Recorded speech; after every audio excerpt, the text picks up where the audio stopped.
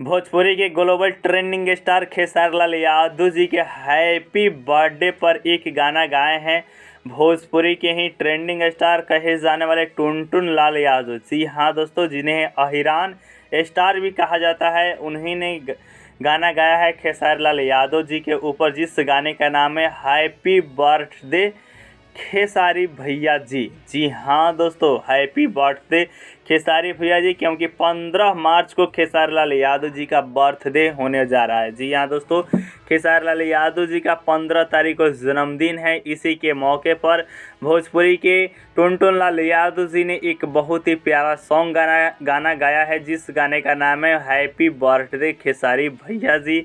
स्वर है टुनटुन लाल यादव और उनका साथ दे रही है प्रीति राज जी। और इस गाने को जो हैप्पी बर्थडे वाला सॉन्ग है टुनटुन लाल ऑफिशियल यूट्यूब चैनल पर रिलीज़ किया गया है, तो जाइए देखिए, ठीक है।